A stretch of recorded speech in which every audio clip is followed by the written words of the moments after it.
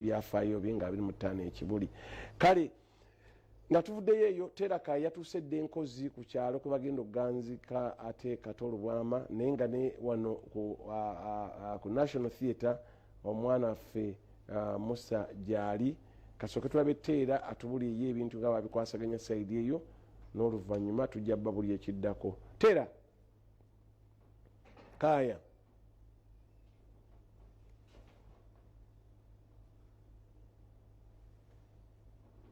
njagala kwaniriza ku Bukedde TV mu program tukyogereko webale nnyo mugana kubanga twogera ku nsonga ezikwata ku mulongo Kato Lubwama yabuuka ng'ennaku z'omwezi 7 era okusinziira ku be tubadde twogerezeganya nabo abali e Kampala essaawa yonna bagenda kubanga basimbula okujja wano munnasecurity kansooke musaba asookaddeko eri ebbalibbali tusooke tweyongereyo. Nina abamu ku bakulembeze bensanze mu kitundu kino mu nteekateeka ey'okwerekera omulongo Kato Lubwama. Ogenda kuba olaba ebifaananyi abafumba bali mu kuteekateeka ente baazisaze abantu beesunze okulya ennyama naye nno n'ekiro baagiridde amatooke weegali muceere weeguli buli kimu kigenda mu maaso. Njagala okubanga nyaniriza meya w'ekitundu kino sooka babuuzeeko Ssebo kankwate tofaayo. Neyanza nnyo Ssebo munnamawulire erinnya Kasule Zedi meya wa Kayabwe Town Council. Kusooka kwa byonna twebaza Bukedde TV wanu esobodde okujja okunoonyereza engeri enteekateeka eri mu kyalo ngeri tugenda okwerekeramu muganda waffe mukwano gwaffe Kato Lubwama. Wow. Ssebo babuuzeeko. Alinnya Nyanzi Kambugu Bugga ssentebe wa Democratic Party owa Gomboleni y'Enkozi ate wagenda okuziikibwa Omulongo Kato Lubwama. Kitalo nnyo abakungu babazi mwenna abali ku Bukedde TV n'abali mu diaspora okugenderwa kw'Omulongo Kato Lubwama ffe ng'abatuuze kutyatadde mu kiyongobero kinene nnyo niwankubadde ng'Omulongo yagamba tubeere mu kusaka mu kujaganya kusanyuka ate tusobole mukungubaga nga tetukaaba. Njagala okubategeeza nti enteekateeka eno mu kyalo zigendera ddala mu maaso obulungi era mu nteekateeka ezo ndi omu ku bakulembeze abazikulembeddemu nga yabibwako babire Kabanda okuva Omulongo lwe yafa ffe twagumba wano kuba nze ndi mukulembeze wa mu kitundu muno era nasalawo mbere n'abatuuze bange mu kitundu muno bakungu bazze batuwagidde baze okutubudaabuda abantu ab'enjawulo bazze okutubuuzaako abakulembeze okuva mu bitundu eby'enjawulo bazze okutubuuzaako naye njabakakasa nti Kato Lubwama abadde ekyanjawulo nnyo. Twongedde okumanya amaanyi ga Kato Lubwama nga amaze kufa ffe bamadde okumbira batumanya amaanyi ge naye nga tumanyi we genkana naye ate oluvannyuma lw'okufa kwe twongedde okumanya nti ddala Omulongo Kato Lubwama abadde munene abadde w'amaanyi. Manyi ne Bayibuli eno erimu ebigambo ebinyuma Mukama waffe Yesu Kristo bamugerezaako ekintu nti nabbi taweebwa kitiibwa waabwe amaanyi ge mugategedde kati. Amaanyi ge twongedde nnyo gategeera era tusaba abantu bonna babeere bumu naffe okulaba nga Kato Lubwama ono tumuzika ddala mu kitiibwa ekimugwanidde ate kyo mukikoze na Uganda tube nga tukkiriza nti Kato Lubwama byakoledde eggwanga lino bigenda kugenda mu maaso tebijja kuzikirira ng'amaze okufa. Bwana Bugga ngenda kuddira olunaku Kato Lubwama lwe yafa nsubira lwali lunaku lwakusatu mawulire gaawaawaza ensi naye abakulembeze mu Town Council ey'Ekayabwe lunaku olwokuna kanso yatuula neeyisa ekiteeso ekisiima emirimu gy'Omulongo Kato Lubwama nabbulwamu oluguudo. Ekiteeso ekyo eyakiwoomamu omutwe ye mukulu Zedi otandika otya? Ssebo oluvannyuma lw'okufuna ensasagge nti Omulongo Kato Lubwama yali amaze okuva mu bulamu bw'ensi eno nga mmeeya nalowooza nnyo ne ntuukirira omukugu ye Town Clerk Mwami Lutalo Mike ne tuyita sipiika ne vice meya wamu ne vice speaker era ku lunaku olwokuna twakeera wano ne tujja tulambula biki ebyali bigenda mu maaso kwe kubaguza ekirowoozo nti omukulu w'emirimu Kato Lubwama gy'akoledde eggwanga twalivuddeyo nga bannakayabwe okumusiima nga tumubbulamu luno oluguudo oluva ku Nkozi Hospital okulaba nga tulutuuma Kato Lubwama Road era twatuuza kanso mu bwangu yali okulemberwa sipiika Mwami Matwega Tone nesalawo okulaba nga luno oluguudo tusiime emirimu Omulongo Kato Lubwama gy'akoledde eggwanga n'ekitundu kyaffe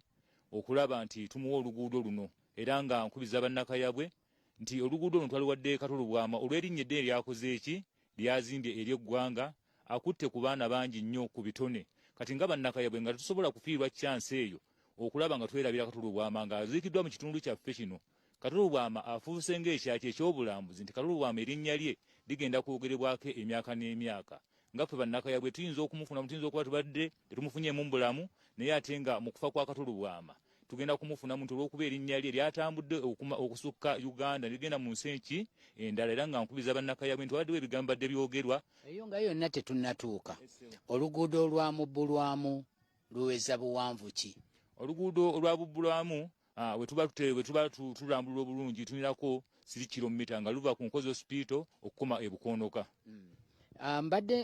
ngenzeeko we mwateeka akapande ne baŋŋamba nti ate ssentebe wa LC1 yakagyewo.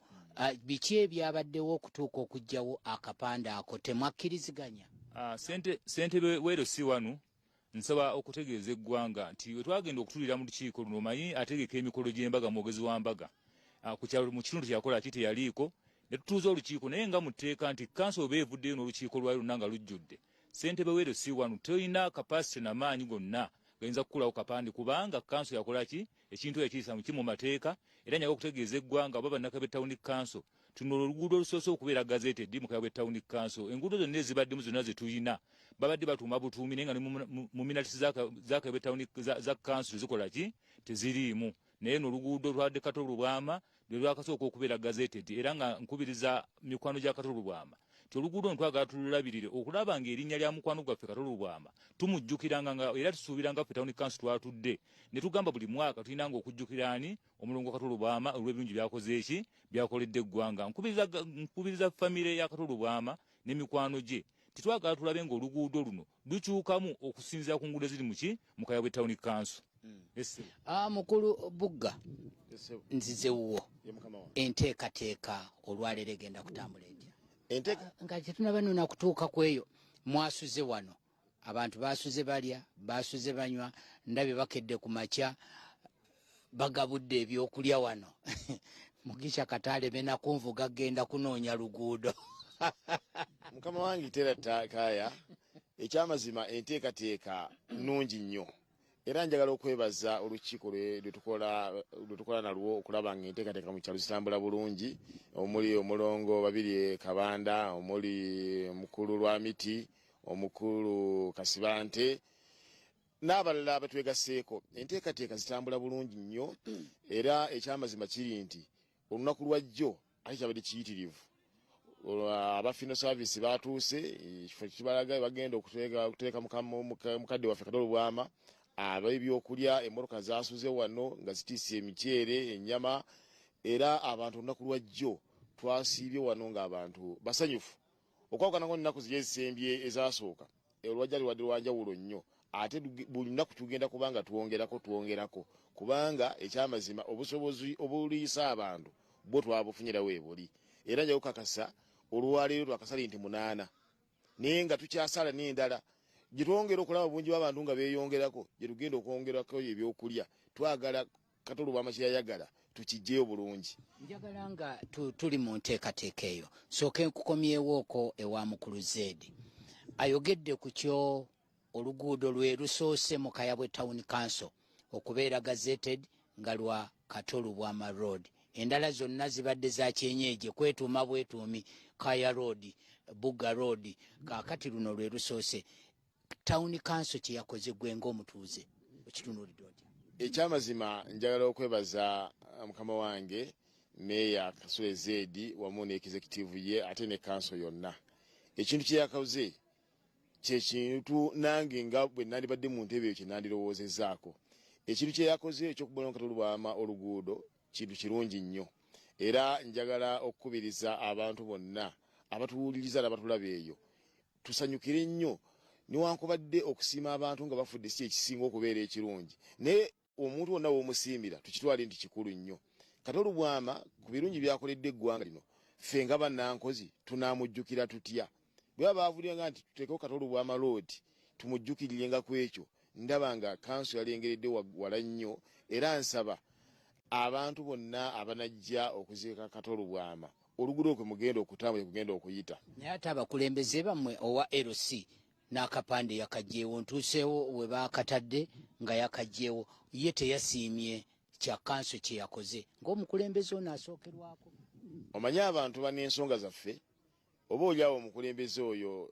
ayinza okuba alina ensonga ze ng'omuntu naye kanso bwe banga etudde omanyi kanso eno ekuzibwa sipiika ate ne mmeeya yabaddemu ne tawuni kiraka yabaddemu ne kansala akiikirira omuluka guno gwennyini nga neemwali kakati oyo eddoboozi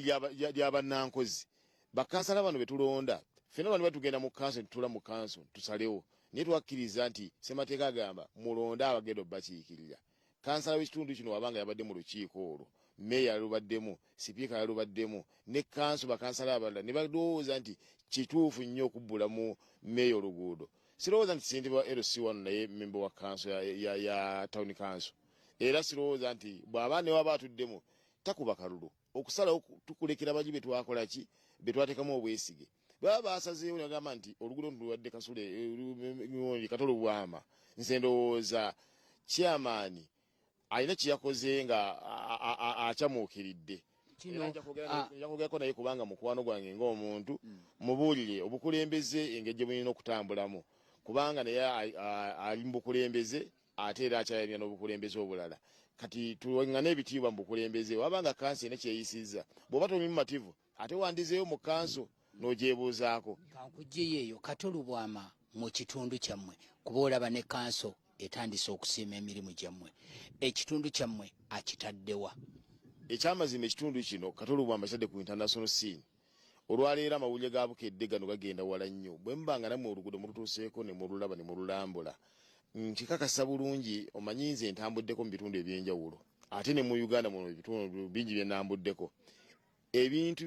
ebisinze okukola ennyo amawulire oba okujja ebitiibwa by'abantu ziba nguudo biba bizimbe. Kati Kato Lubwama bw'abanga yabuddwamu oluguudo luno tuyinza okukeera ku majjanga lufunye donation ng'ejja kukola oluguudo lwa Kato Lubwama ne balukuba ttamaka eyinza okuba nga street eno egenda kufuuka kyanjawulo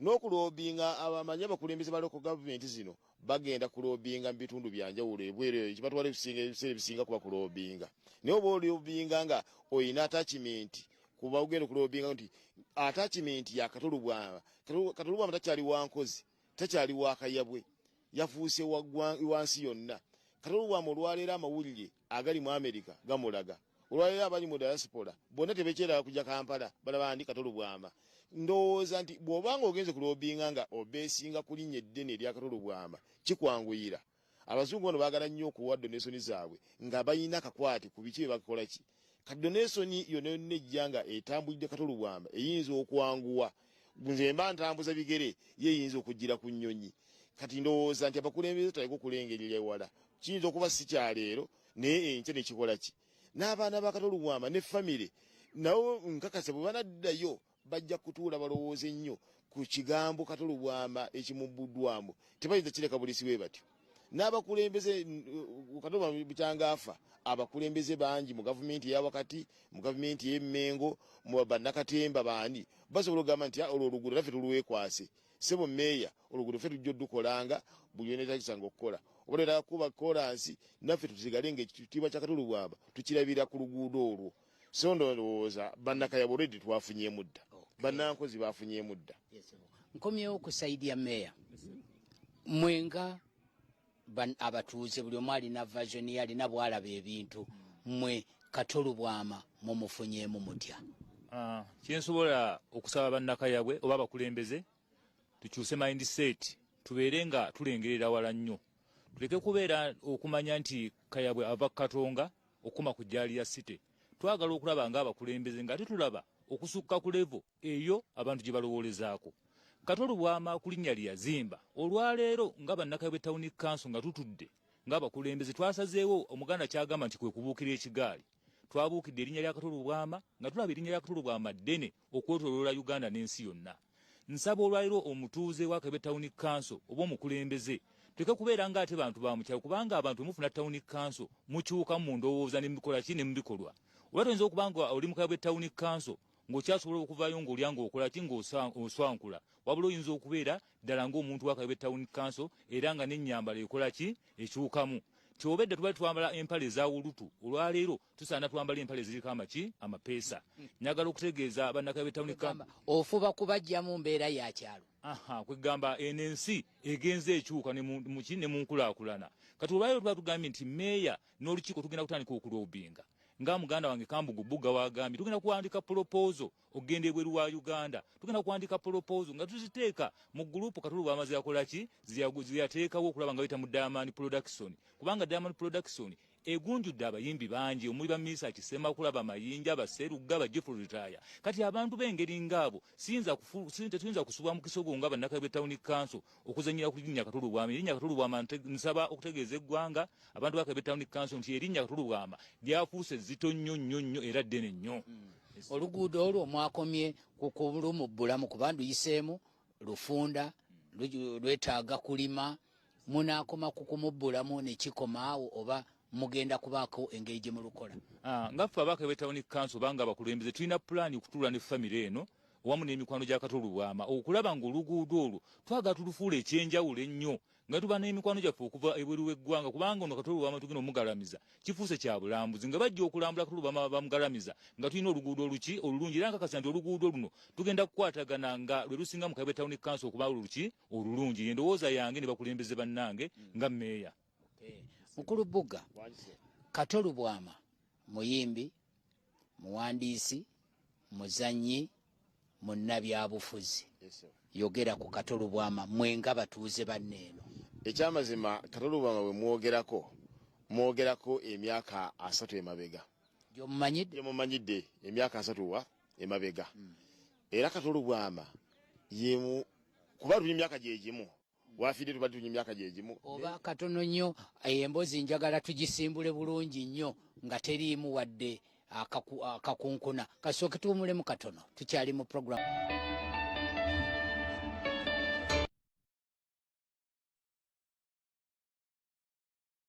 leero nga luwagiddwa mane yali mu Liverpool tusubwa ne ttiimu ezongedde okuleeta amaanyi ku katale k'abazannyi mu Bulaaya gonna amalambukedde olwokubiri nga tukuleetedde amateeka 10 agafuga obufumbo mu kisenge n'omu ku mulambo ogw'abanoonya ababeezi ate mu byemizannyo tukulaze lwaki Bayern eguba Sadio Mane yali mu Liverpool tusubwa ne ttiimu ezongedde okuleeta amaanyi ku katale k'abazannyi mu Bulaaya gonna amalambukedde olwokubiri akusomesa onyumirwe laavu n'omwagalwa wo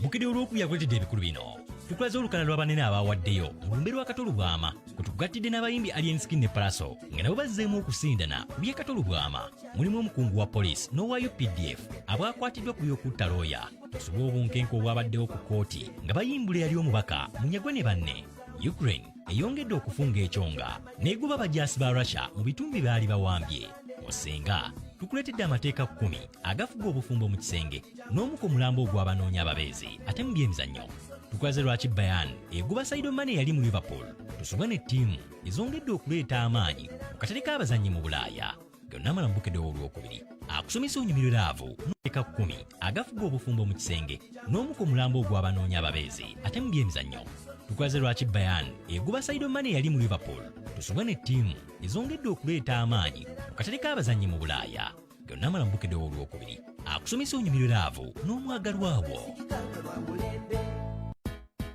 bukedde olwokubiri akuleetedde ebikulu bino tukulaze olukala lw'abanene abaawaddeyo mu lumbe lwa Kato Lubwama kwe tukugattidde n'abayimbi Alienskin ne Paraso nga nabo bazzeemu okusindana ku bye Kato Lubwama mulimu omukungu wa poliisi n'owa UPDF abwakwatiddwa ku by'okutta looya tusobole obunkenke obwabaddewo ku kkooti nga bayimbula yali omubaka munyagwe ne banne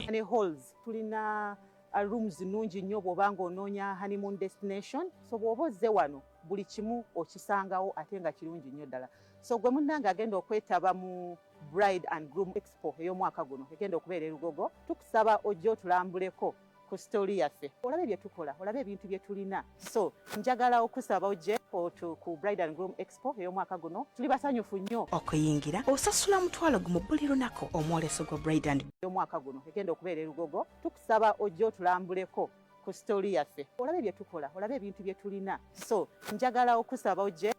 ku Bride and Groom Expo ey'omwaka guno tuli basanyufu nnyo okuyingira osasula mutwalo gumu buli lunako omwoleso gwa Bride and Groom guvujjiriddwa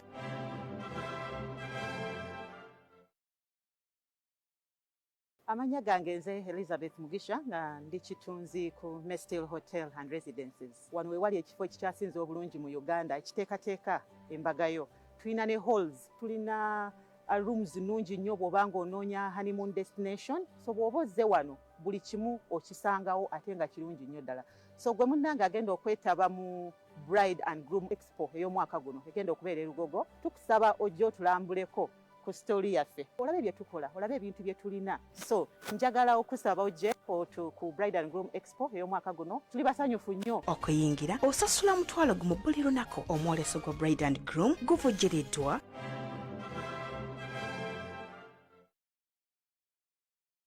amanya gange nze Elizabeth Mugisha nga ndi kitunzi ku Mestil Hotel and Residences wano wewali ekifo ekikyasinze obulungi mu Uganda ekiteekateeka embagayo tulina ne halls tulina rooms nungi nnyo bw'obanga onoonya honeymoon destination so bw'oba ozze wano buli kimu okisangawo ate nga kirungi nnyo ddala so gwe munnange agenda okwetaba mu Bride and Groom Expo ey'omwaka guno egenda okubeera e Lugogo tukusaba ojje otulambuleko ku story yaffe olabe bye tukola olabe ebintu bye tulina so njagala okusaba ojje ku Bride and Groom Expo ey'omwaka guno tuli basanyufu nnyo n'abakulembeze saidi eyo ku nsonga zonna nga Katonda bamujjukira wano ku National Theatre nabo banaatera okusimbula buli dakiika nga ziizo bagenda kusimbula 5 kasooke tugire tuddayo ewa ataatu ayongere okutambula mu nteekateeka eziri enkozi tera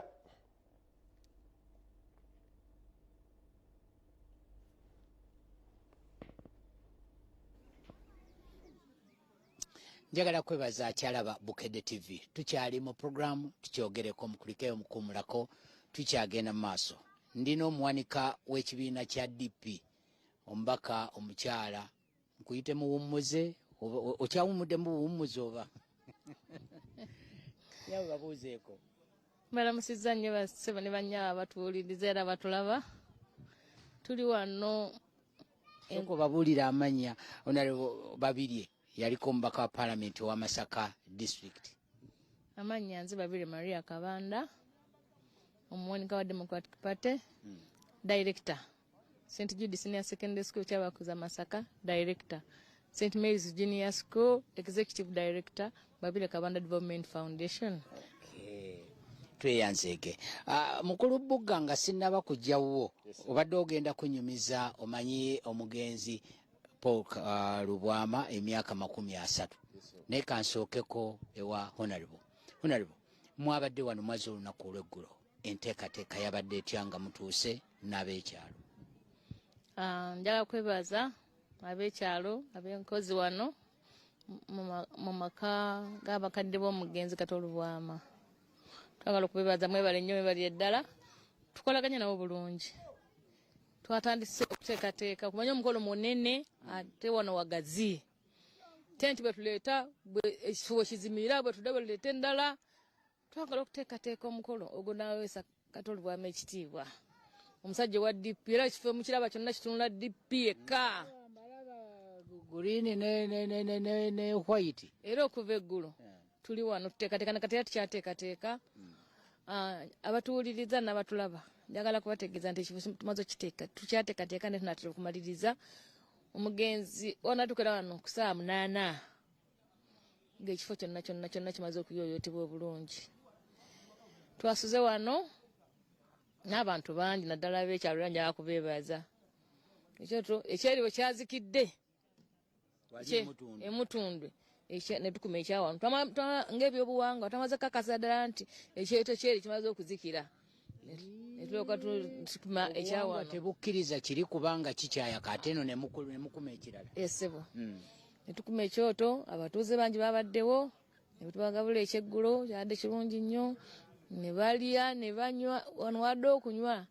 kubanga Kato Lubwama ye yayagalaga nti embaga ye tugikole ng'abantu balya era nga banywa n'okuzina abadde bazina kubanga yagamba nti tayagala bya maziga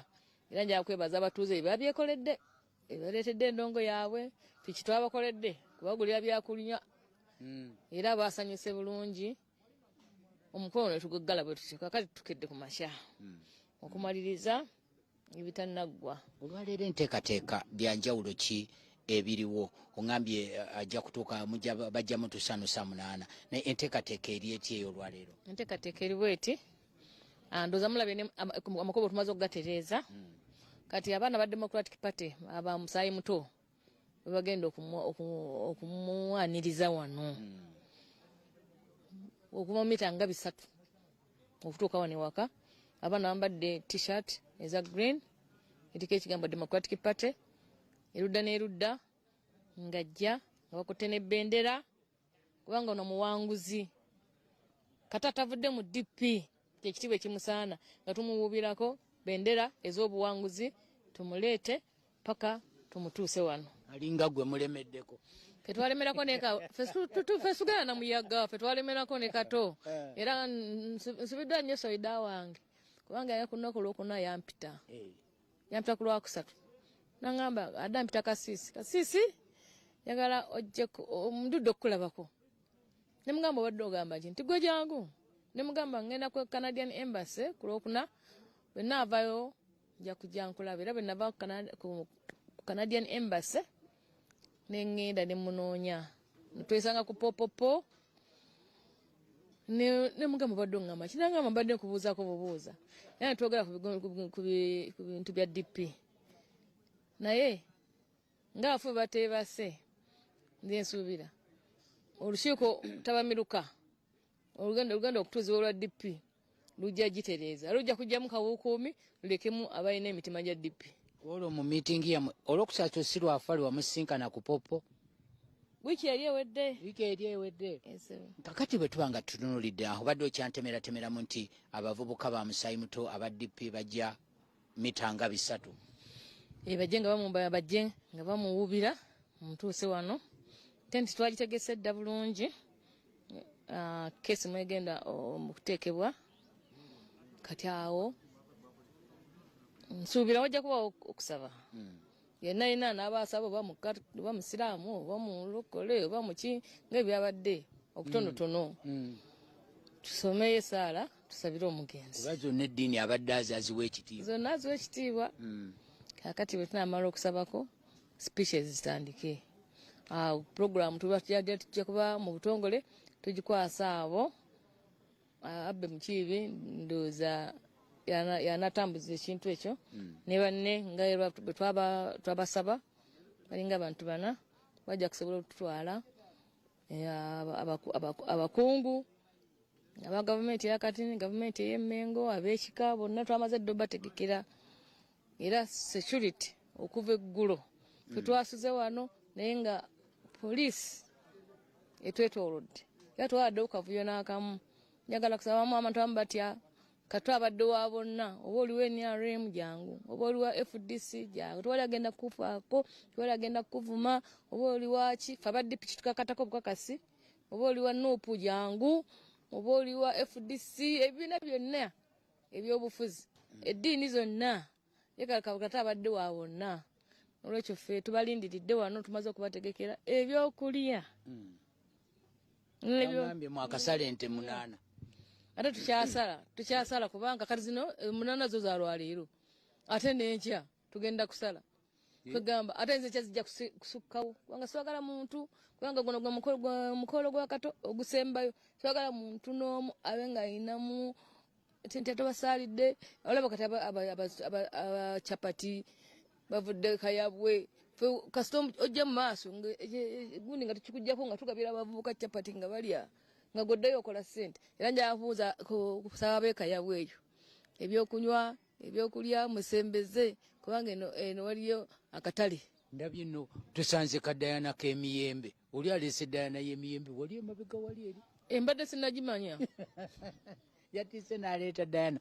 kaakati onaleba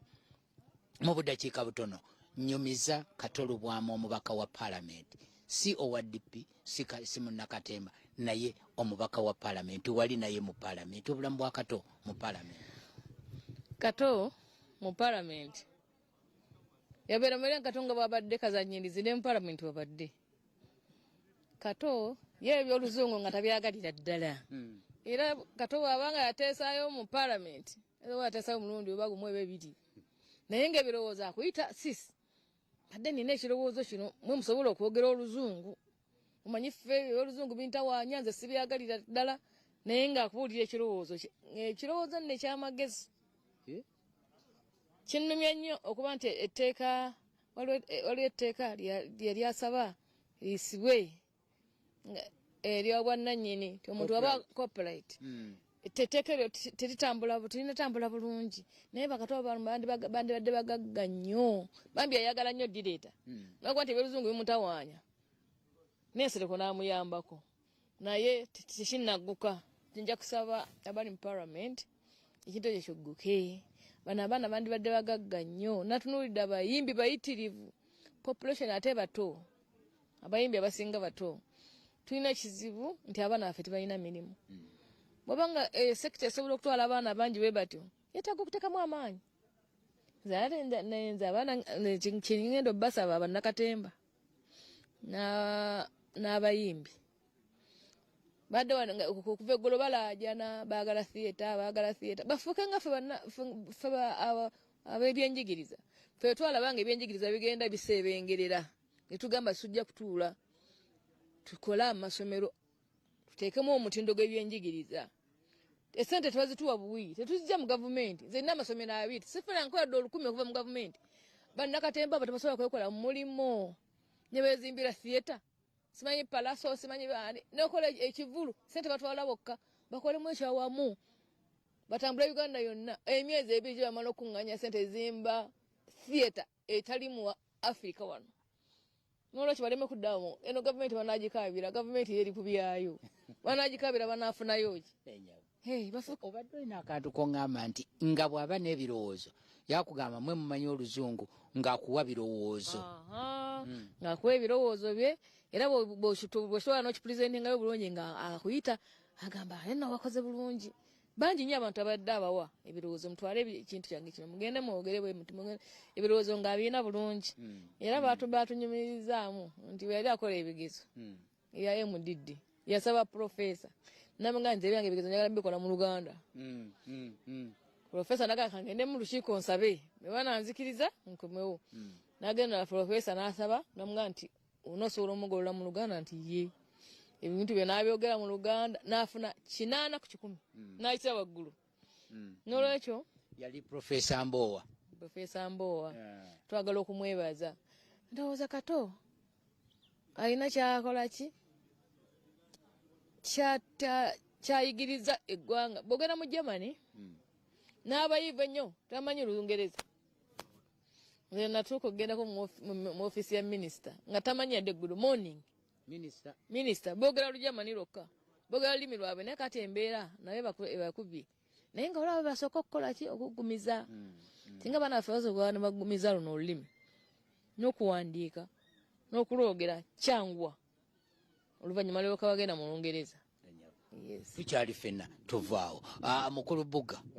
Kato Lubwama emyaka 30 byankizo ki byogamba ebitayinza kwerabirwa ku Kato Lubwama? Ekyamazima Kato Lubwama nze nali nsoma ku Lubiri nga yali ku Matini bwe ntandise okukola emirimu gyange mu kibuga mbadde ngikolera nnyo mu ntandikwa natandikira ku paaka enkadde waliwo twayitanga kajja kasite kanso ate n'azimba theatre kukopa complex era ebiseera ebyo nzijukiri Makindye ku AY olwokuba nali mu manerending twalinawo omugagga abo bamuyitanga mu Malukatende yali ngaasinga ennyo okuwola mu Kampala neera nga amayinja yamuyimbako amayinja yali akyamubanja kakati nze nga nkozesa sente z'amagunda naye nga nze mpola nawola bamayinja sente nga bali ku AY ekibiina ekyo Kato Lubwama nga yakawuka nakyo naye nga njagala kikola mu nkukutu naye okuba yali mukwano gwange ate yakimanya nga senda kukola ki nangamba Mwami Nyanzi abo abaana bawe sente bagende basajja kule bakole ki so omuntu yali badde agamba nti totawana kola ki teweesembereza abantu abo naye okuba ye ayina omutima ogwagaliza era nzijukira endagaano eyo gye nasobola okukola n'abantu abo ne mu fayiro yange gyerieka naye omutima ogwo gwe yandaga nanga bw'oba bawa ssente bawe na mutima muki akimanya atya yakubuulira bwe yabitegeera jukira nakolera kajja kase kanso ate nga yali wano wakyemmanga kupa complex awo kumpi awo twabanga nnyo n'emboozi waliwo omwami awo omusoga yatusalanga enviiri agusonye mu saluuni y'emu kati oba emboozi zatambulaza n'akimanya kati mu kukimanya ye yasirika ye aba tasirika naŋŋamba nti mwami Nyanzi abo bawe ssente kuba kye bagendamu kirungi ate njagala nnyo abantu abakozi newankubadde twayawukanye naye njagala bagende mu maaso era ekibiina ekyo nkikola ki ndowooza ekintu ekyo Kato Lubwama kyanyongera nnyo okundaga Kato Lubwama yaani Kato Lubwama bw'agenda mu byobufuzi mbadde Kabowa ng'ali Mutundwe ng'amaka gange gali Kabowa ye ali Mutundwe naye nga mundeeba awo waliwo mbamakanika mbavalwawo gye nkanikira emmotoka zange twasuubulanga mmotoka olubiri amanene tugende tubiyita tugenze mu kusuubula emmotoka ekadde ogisuubula nkadde naye nga ate olina ogikola kapano beating ogiteeka mu katale ng'ekola ki kakati mu basolide mu bamakanika eyo aguza ekirowoozo ekyokwesimbawo mu byobufuzi naye nga tulina kitandikira mu bantu ba wansi kati twabeeranga eyo mu bantu ba wansi eyo mu bamakanika eyo nga eŋŋombo solida naye nga bw'oyogera solida nga nti Kato Lubwama gwe tulina okuwa ne tukola kampeyini zaffe newankubadde saziteekamu ssente naye naggezangako nnyo okukola ki kati Kato Lubwama n'akulaga nti bw'aba asazeewo okukola ekintu nali nze ku lwange nga sikkiriza nga bwe ntunuulira abasajja be yeesimbyewo nabo bw'otunuulira omusajja nga the man yali ava mu kifo ate ono akole ki ng'olaba engatto ki naye Kato Lubwama ng'agamba nti nina okusonga mbeere era n'asonga mwana wattu akalunako n'akakola ki ate n'akola ebimu ku bye twali tumusuubiramu nti twamugamba Katoto tuswaza basolida bano bakuwadde nga tulina kyobakoze eki ndowooza emisala gya Kato Lubwama seeri yasooka okufuna yagenda ebweru eyo n'agula ovulo n'agula toolboxes najja n'agabira bamakanika omwo mu Ndeeba mu Nalukolongo n'abagabira ebyuma ne batandika emiki abaana abaali beeyiye obweye ne batandika galeji ezaabwe nga bayina ebikozesebwa kuba makanika kyasinga okwetaaga yeetaaga toolbox erimu ebyuma ebikola emirimu egyo ate bino ebyokanika emmotoka ng'oggyeko abana abayina galeji eziyise nga nti wano wasangibwa naye n'abakola mobayiro kuba emmotoka zitufiirako mu makubo n'omukubira akasimu yeetaaga toolbox ye na ovulo n'akola ki n'abagamba nti amutandike ensi si nnyangu era bangi baayigiriza okukola era bangi batandise nga kati beekozesa oye Kato Lubwama gwenkola ki gwensinga okumanya nkomewoko ewa honorable owangadde ne Kato Lubwama emboozi nnyingi nnyo ezinyuma ku Kato Lubwama naye abantu abasinga balowoozezza nti ebyobufuzi abitandise wano nga agenda kwesimbawo omumanyi ddi mu byobufuzi kati ffe engeri gye twali tukulembera nga amasomero ga kereziya nze nazaalibwa mu DP nimbagamba tebijja kunnyonoona nze kyenjagala nkimanyi nze kye nali njagala mu byobufuzi nali njagala ebyobufuzi ebyobuweereza soogera nnyo bya bufuzi nnyo naye okukolera abantu nga Kato Lubwama kakati twatulanga eyo mu meeting za DP Kato abadde wa DP atasangika ate nga ekibiina kimuluma ye natandika okulaba nga sonana kujja eno nga natandika okulaba bakato ng'obugenda mu Kampala ngeze mu meeting bajja e Masaka ng'obalaba mwebali era omanya ekibiina abadde akyagala kibuyaga ono yajja wa Nuupu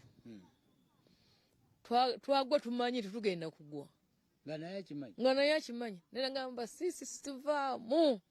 tulemereko kubanga ffe nawe tunagenda ani anasigalawo era ffe twagwa tumanyi twalamanya tugenda kugwa abantu twakola emirimu dayagala kukola theatre ate agikolera ddala awaka wennyini abamuli okumpi baŋŋambye nti obudde bwadde bwatuuka okugenda okuddayo okukola service naye ng'alina ate adayina omuzannyo gwagenda okufulumira ekirungi wadde kutuse ku stage ndowooza esembayo kuba naye olwo namulaba ku lwokusatu olwa wiiki eri bwe mbagambye ku lwokuna namusanga ayambadde kanzu bulungi ataddeko ekkooti muno ataddemu n'akantu wano mu kkooti akagoyi ne mubuuza olagawa ogenda kwanjula kuonaku ono olwokuna nagamba nedda sigenda kwanjula naye tulina omuzannyo gwaffe tugenda tunaatera okugujjako engalo tugenda kulagana gugulirawo balandani badde bagenda gugulirawo landani nagamba nti kati bino byetulimu yensonga lwaki nyambadde bwe nti kati esente okukola first ekisookera ddala n'okuyiiya nze njiye ennyimba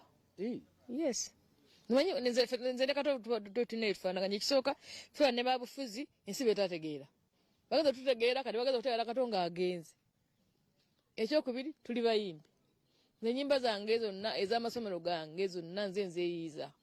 mu luzungu ne mu luganda kati tufaanaganya ebintu bingi lwakuba ye ansingako nze siri kazanyirizi nnyo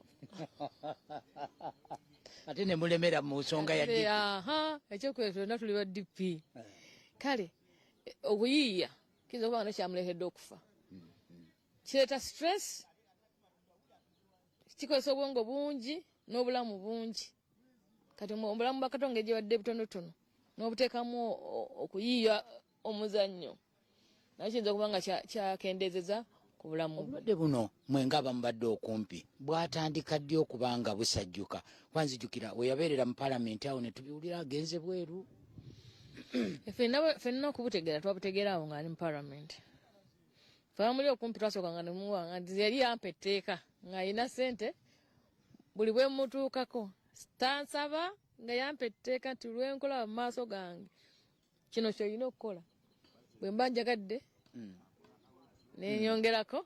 bwe mba njagadde naye nga etteeka lyeyansalira kandaba mu maaso okwata bukwasi mu nsawo agamba nti ebyange siiso bimanyi ennaku zino abavubuka bagamba nzijaamu buli lwomulaba nga omugjamu njagala kansooke mwami bbuga yabasooka okusibula nsembyewo nalwo sebo mukama wange njagala okusibula nga nkunga bannayuganda yonna gye muli mujje enkozi mujje tuwerekere omulongo Kato Lubwama ate enteekateeka nnungi omulongo Biri Kabando yatukoze bulungi okuva Kato Lubwama lwe yafa naye yasalawo n'agamba nti kanzije bwe yava kampani tuyalwali wa mukaaga ku sande n'agamba kati ngenze mu kyalo n'alangirira ate ekigambo kye n'akituukiriza era nze namwaniza kayabwe ne tujje ne tugumba wano taddanga waka yagumba wano ensisira yagikuba wano tusula ffenna ate abantu abakoze bulungi ekyamazima njagala okubakunga nti mujje tuziike omulongo Kato Lubwama ffe tubalinze enteekateeka nnungi banna DP yonna gye muli banna FDC banna nuupu n'abantu bonna ab'ebika byonna ebyenjawulo mujje tubalinze enteekateeka weeri ate nnungi ku lwammwe tweyanzeege onalebo tubasibule yakwebaza bonna batukwatiddeko ku mukolo guno kubanga omukolo guno munene ate gwa kitiibwa mwebale nnyo mwebale ddala buli omu alina kakutte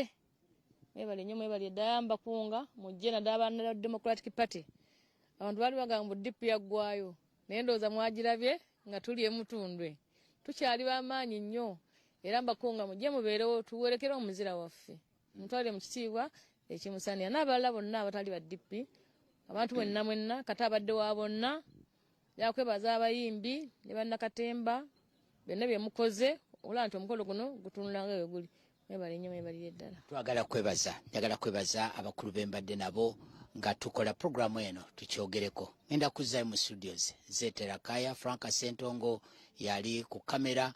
Robert Mugisha akoze ku byantambula n'okulaba nga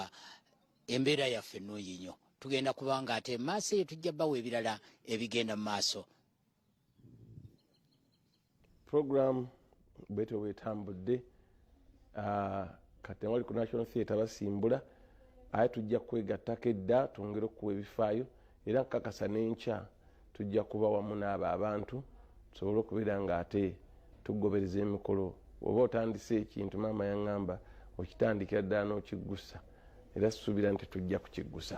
bwete otambudde olunaku olwaleero paka n'enkya siga ng'olabukedde tv ebintu bingi bikyakulaga bride and groom 23-25 June wali erugogo ate asatu tujjaawo esaidi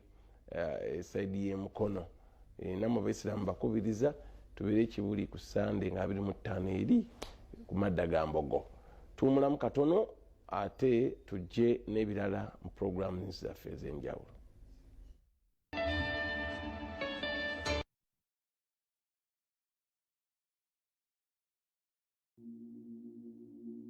Uganda faced a lot of challenges. The colonialists were our enemies, not our friends.